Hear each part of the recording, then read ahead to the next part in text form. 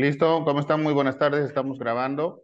Vamos a ver un pequeño video hasta que se puedan acomodar los demás alumnos. Y los audios, les puedes escribir, Nito, los audios ellos tienen que ver en la parte de su micrófono, donde hay altavoz, auricular, sistemas, varios micrófonos. Ellos tendrían que arreglar la situación del audio, porque si tiene Lourdes, si tienes tú, no es problema de que no le hayamos puesto audio. ¿Ya? Por favor, les puedes indicar eso al chat, Nito. Sí, dale, ya le escribo.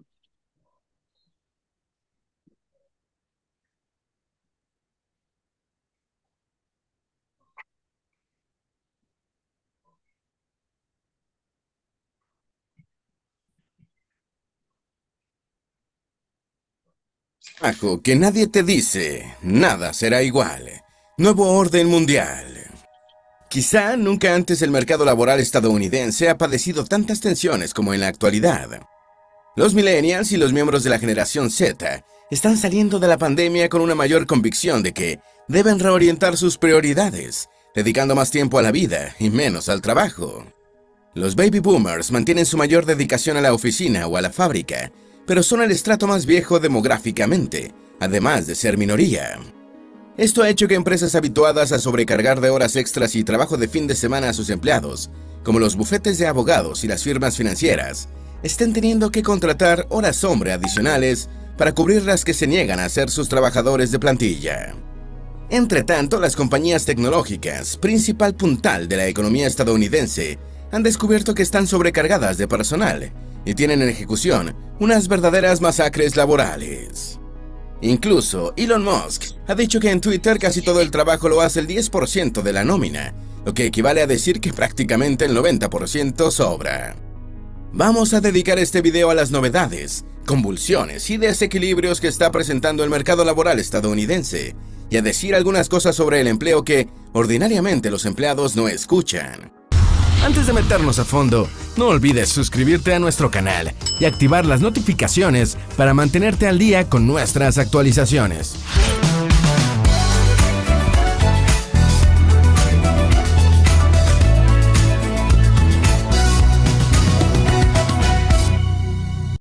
Crees en el poder de transformar tu vida.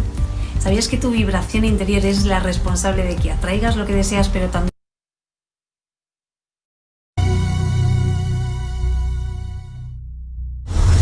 ¿Por qué los baby boomers se quedaban toda su vida en el mismo trabajo y los millennials y la generación Z no? Actualmente la economía hace malabarismos con 3 generaciones de empleados, cada una con su propia cultura laboral e intereses: los baby boomers, los millennials y los Z. La frase equilibrio entre el trabajo y la vida ha venido recibiendo cada vez más atención, en la medida que los millennials y los Z la han llevado al trabajo. Es una idea que expresa el deseo de progresar en una carrera sin dejar de disfrutar de la vida fuera del trabajo, dándole un sentido más equilibrado y significativo a la existencia. Los baby boomers, el grupo de personas nacidas después de la Segunda Guerra Mundial, entre los años 1946 y 1964, fueron el grupo demográfico más grande de la historia, hasta ser desplazados por los millennials, y constituyen el sector más veterano de la fuerza laboral actual. Debido a que sus padres vivieron la Gran Depresión, la mayoría de los boomers fueron criados para abrazar y valorar el trabajo duro. Muchos tomaron un empleo después de la universidad y se quedaron allí durante la mayor parte de sus carreras. Los boomers tienden a ser competitivos entre sí, pero leales a su empleador. Generalmente son conocidos por priorizar su trabajo por encima de otros aspectos de sus vidas y, como resultado, laboraban o laboran muchas horas, a veces perdiéndose eventos familiares o las actividades escolares, culturales o deportivas de sus hijos. En cambio, los millennials y los Z o generación postmilénica, en su mayoría hijos de los baby boomers, van en busca de ese equilibrio trabajo-vida del que no disfrutaron sus padres. Esto implica no casarse con un trabajo para toda la vida. ¿Por qué los empleados tienen menos ambición que antes en Estados Unidos? Para un número creciente de profesionales, los días de horas extras no remuneradas y de trabajar los fines de semana son cosa del pasado. Los asociados del bufete de abogados Nixon Peabody LLP se están negando a trabajar los fines de semana, lo que ha obligado a los jefes a incorporar más gente para completar el trabajo urgente. La empresa de marketing Paul & Wire, con sede en Maine, prevé cerrar 2 semanas durante el corriente año debido a que su personal se está tomando más vacaciones que antes. La pasión que solíamos ver en el trabajo es menor ahora y la encuentras en menos personas, al menos en los últimos 2 años, señala Sumitra Jagannath, presidenta de Set Digital, compañía que fabrica escáneres de boletos electrónicos. Desde el inicio de la crisis mundial de salud, varios empleados están pidiendo más paga cuando los gerentes les piden que hagan más trabajo. No era así antes de la pandemia, en absoluto, agrega la ejecutiva. Muchos trabajadores administrativos afirman que los eventos de los últimos 3 años reorientaron sus prioridades al darse cuenta de lo que se estaban perdiendo cuando pasaban tanto tiempo en la oficina. Ahora que la normalidad está regresando, incluso algunos de los trabajadores más comprometidos y esforzados miran con frecuencia el reloj en la medida que se acerca el fin de la jornada diaria y se niegan a hacer horas extras, aceptando unos menores ingresos para contar con más tiempo libre. Asimismo, muchos sospechan que podrían ser despedidos en poco tiempo y prefieren dar prioridad a su vida individual o familiar. Menos ambición de los empleados provoca que se necesite más gente para el mismo trabajo. La ambición reducida de los empleados puede determinar que las empresas necesiten más personas para hacer la misma cantidad de trabajo, algo que a la larga podría ser un lastre para la competitividad de la economía estadounidense. En una encuesta realizada por la firma de software Qualtrics, en noviembre del año 2020, más de 3.000 gerentes y empleados, el 36% señaló que sus aspiraciones profesionales se habían reducido en los últimos 3 años, en contraste con el 22% que dijo que habían aumentado. Casi el 40% señaló que el trabajo se había vuelto menos importante para ellos en los últimos 3 años, en comparación con el 25% que lo situó como más importante. Incluso en áreas exigentes como el derecho y las finanzas, donde las noches enteras de trabajo son frecuentes, algunos profesionales se están oponiendo a la rutina. Un grupo de analistas de primer año de Goldman Sachs se quejó en 2021 ante los líderes del grupo de que trabajaban un promedio de 95 horas a la semana y que el estrés laboral estaba dañando su salud física y mental. En respuesta, Goldman dijo que contrataría a personas adicionales y haría cumplir más estrictamente los límites de horas de trabajo. En una encuesta del año 2022 de la Asociación de Abogados de Estados Unidos, entre casi 2.000 miembros, el 44% de los profesionales jóvenes dijo que dejaría su trabajo por una mayor capacidad para trabajar de forma remota en otro lugar. ¿Por qué muchos de los trabajos modernos ya no tienen sentido? En una encuesta entre trabajadores británicos, un 37% respondió que su trabajo no era realmente necesario. Muchos trabajos modernos parecen no tener sentido, como el de quienes abren la puerta, pues si la gente trabaja desde casa, no tendrían razón de ser. A partir de la simple observación y conversando con la gente sobre sus ocupaciones, resulta evidente que muchas labores, siendo necesarias, no requieren demasiadas horas de trabajo real a la semana. Esta quizás sea la razón por la que actualmente existan muchas comedias sobre los trabajos y tareas completamente inútiles.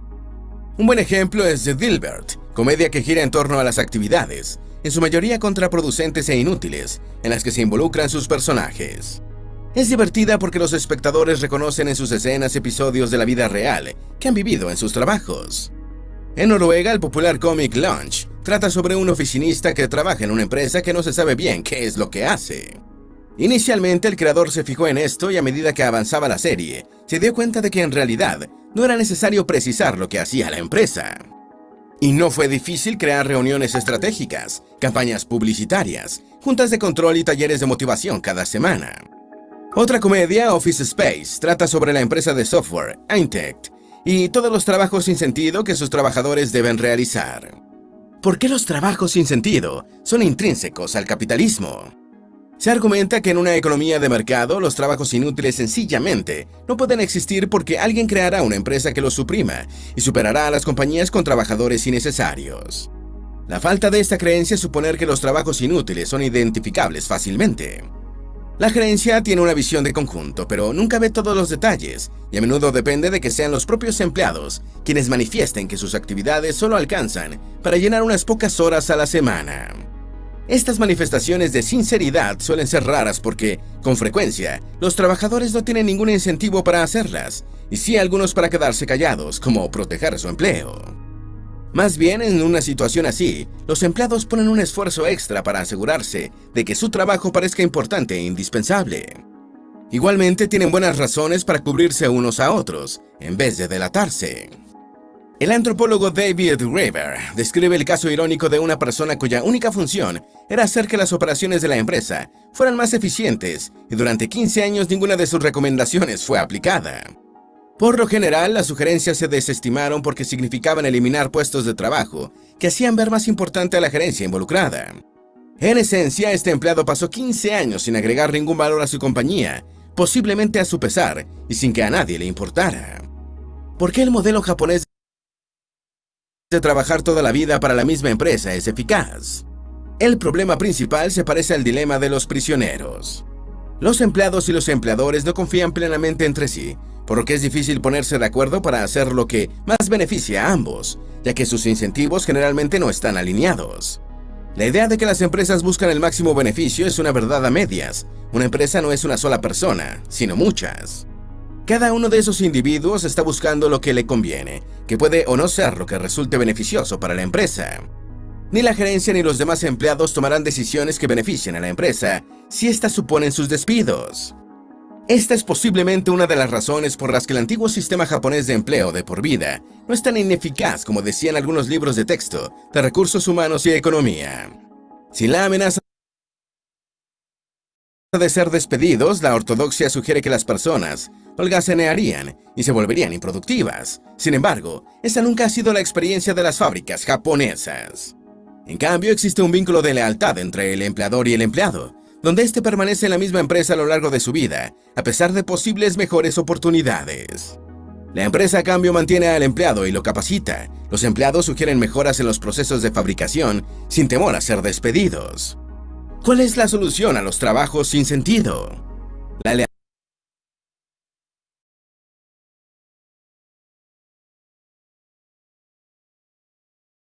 Bien, Nito, Bien, ¿me escuchan? yo sí, los demás creo que solo 4 están con audios.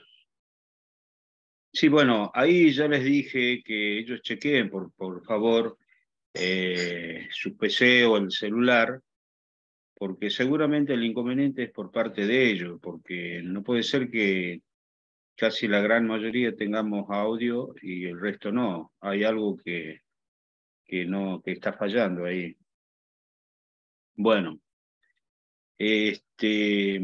bueno, vamos a seguir, vamos a dar continuidad a la última clase del día sábado para continuar con el material que fue enviado en su oportunidad y vamos a comenzar a ver si lo puedes difundir.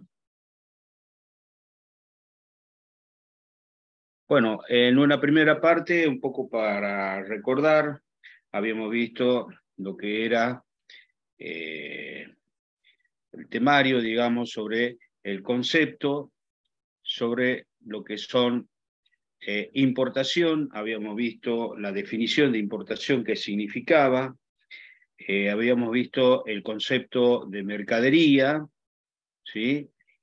Habíamos visto qué era el territorio aduanero, que hablaba de 2 tipos de territorio, que era el territorio aduanero general, el territorio aduanero especial, y también habíamos quedado, como último tema, el sistema arancelario, en donde la aduana tiene la potestad de aplicar todo lo que es los tributos aduaneros para cualquier operación de importación y de exportación.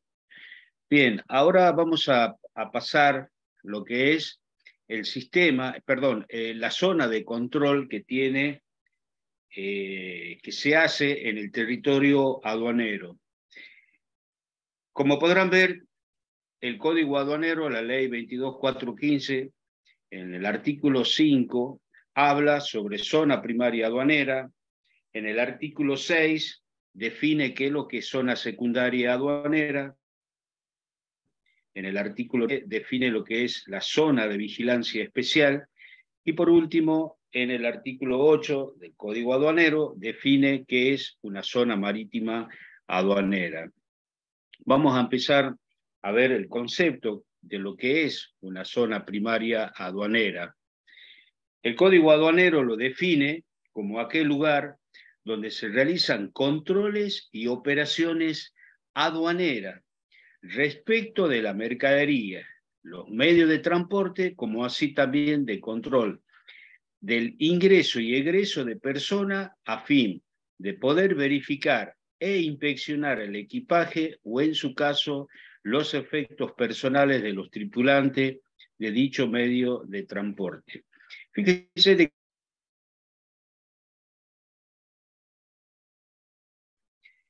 tiene la potestad para realizar los controles. ¿Qué tipo de control? Sobre mercadería, sobre personas y sobre medio de transporte. Ese es, digamos, el elemento de contralor que tiene la aduana para cuando llega algún tipo de mercadería del exterior.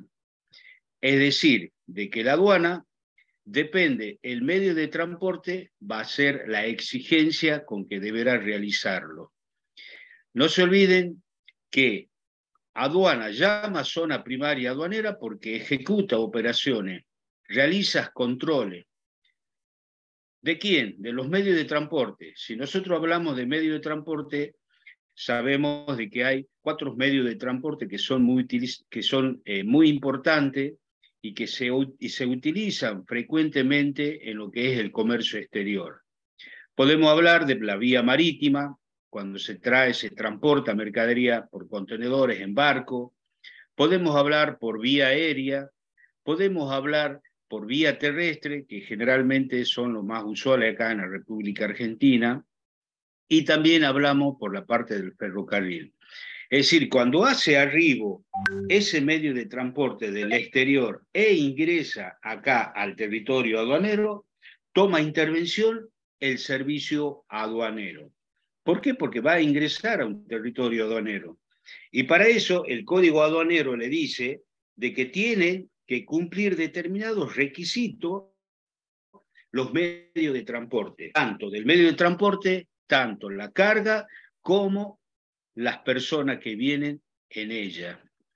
Supongamos que si viene un medio de transporte por vía marítima, obviamente hay buques especiales de carga que transportan distintos tipos de mercadería. Y supongamos nosotros que acá en Tucumán no tenemos puerto de acá a 1500 kilómetros. Entonces, ingresa ese buque con carga, con mercaderías, ya sea con contenedores, con mercadería suelta, con mercadería granel, o como fuese que viene la mercadería, y lo primero que hace el servicio aduanero es controlar. ¿Y qué es lo que va a controlar primero? Las documentaciones que trae ese medio de transporte. Y ustedes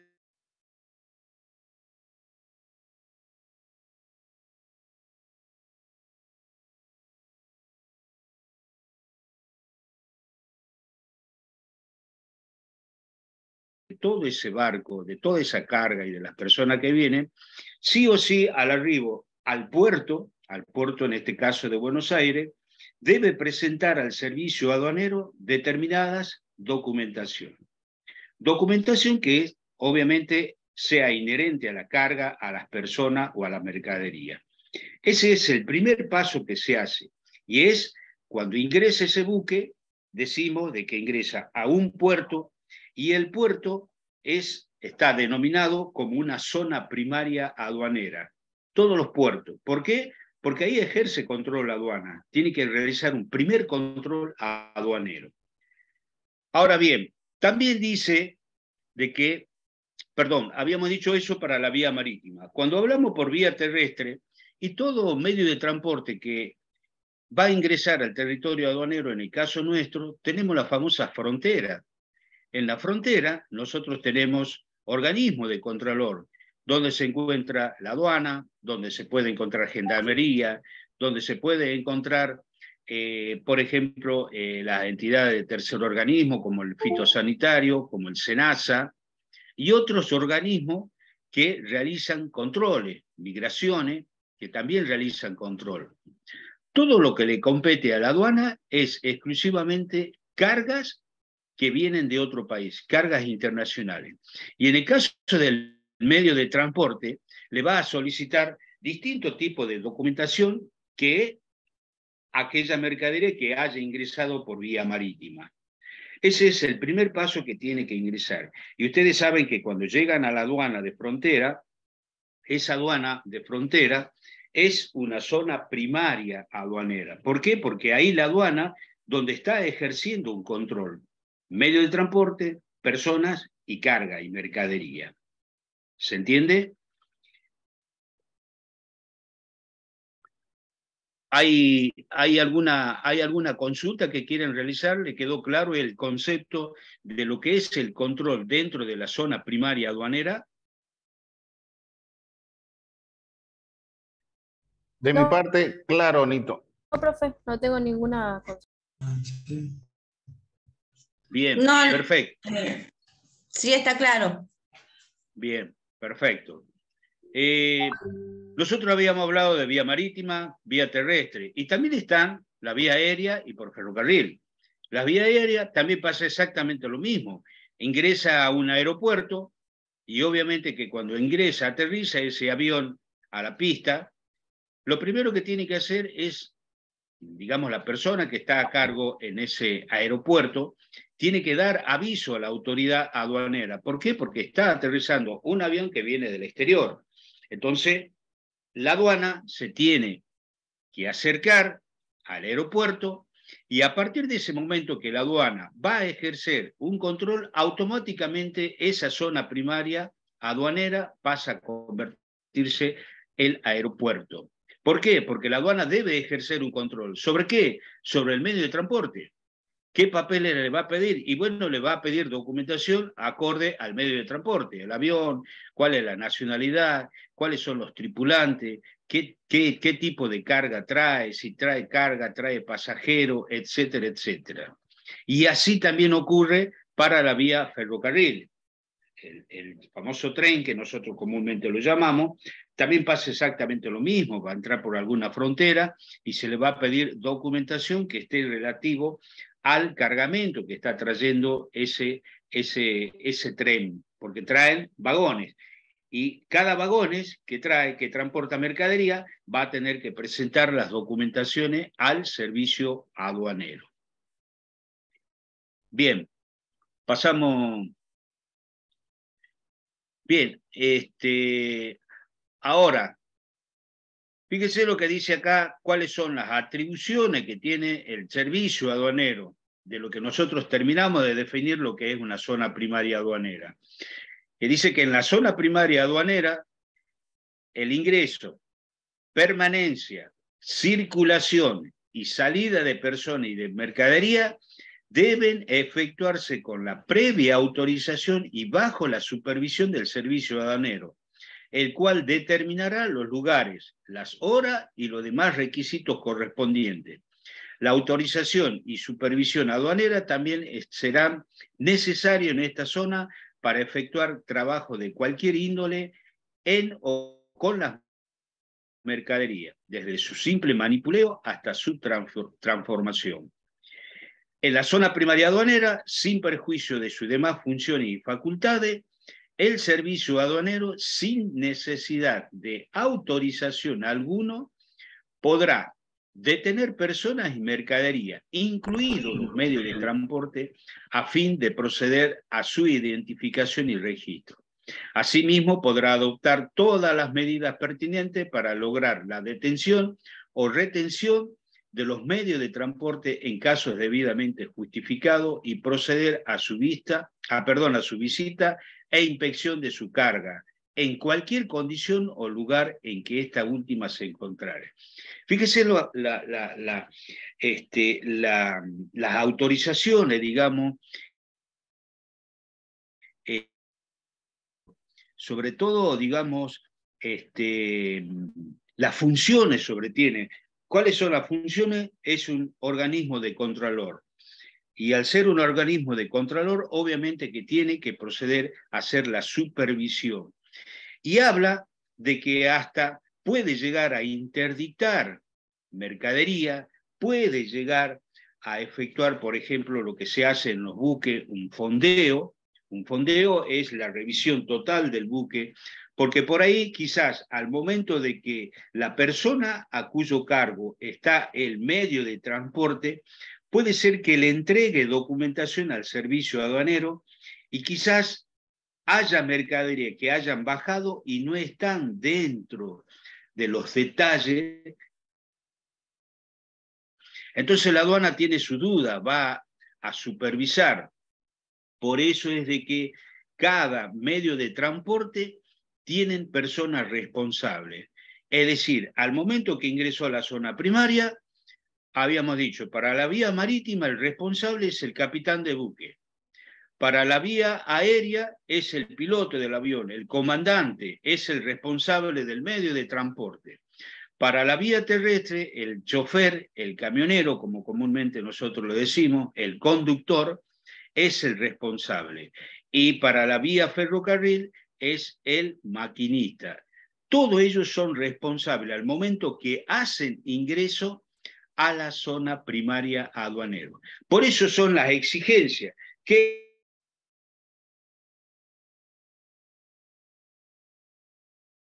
si toda la carga que viene arriba de esos medios de transporte es acorde a la documentación que terminan de presentarle al servicio aduanero. Cualquier situación rara que vea el servicio aduanero tiene la autoridad para proceder a detener personas o en su defecto a interditar mercadería hasta tanto se subsanare ese inconveniente. Por eso de que es tan importante la figura, digamos, de los responsables de los medios de transporte, que ellos mismos también pueden realizar algún tipo de rectificación o ratificación de los manifiestos de la mercadería. Eso está contemplado, eso lo dice el Código Aduanero. Obviamente que para los distintos medios de transporte